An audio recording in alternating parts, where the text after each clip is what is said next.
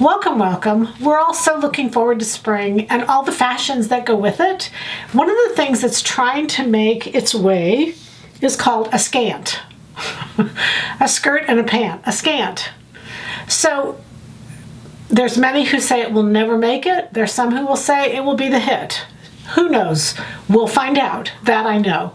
But while I was shopping, there was an outfit that I saw by Jason Wu, and this was beautiful. And so I want you to take a look at it.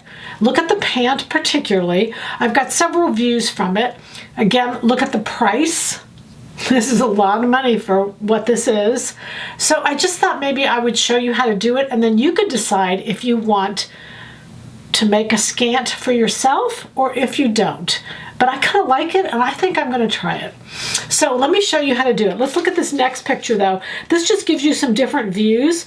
I want you to notice that the bottom of the pant, it's sewn into the hem forward. So it gives it a little bit of stability, and so it doesn't just flop at the bottom. It is sewn forward into the hem, so you're going to make it the length of the pant. So look at this picture, this next picture. I'm going to show you how to make this. On this particular outfit, this is the Jason Wu, it was 6 inches wide at the top, and it was 2.5 inches wide at the bottom. So you've seen, I've drawn the length of the pant, whatever length your pant is. You want to make sure you have enough for the hem. Don't add seam allowance at the top because you don't want it in the top of the pant. It's going to hang loose. You're going to finish the edge, and you're going to finish it.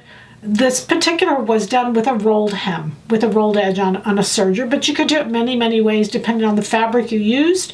You don't have to use the same fabric. You could use contrasting. There's so many things and so many ideas you could do. But what you're going to do is you're going to draw the line that's the length of the pants, 6 inches at the top, 2.5 inches at the bottom, and you're going to connect it. Then you're going to cut those 3 places, and you can see where I've cut with that red line. You're going to spread. You're going to cut 2 but not through the blue dots. You're going to spread each of those 2 inches. It'll give a curve to the outside.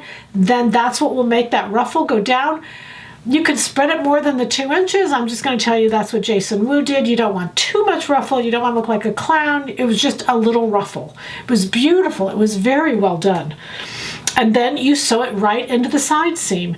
Now I'm showing you this because I think it's a great option to do with our new pants pattern coming out, the 3225. It's a barrel, it's a slim barrel leg, and you could definitely add that right into the side seam, leave off the side pocket, and it would be absolutely stunning.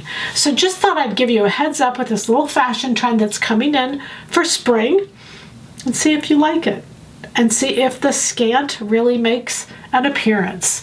The goal is, of course, happy sewing from Silhouette Patterns.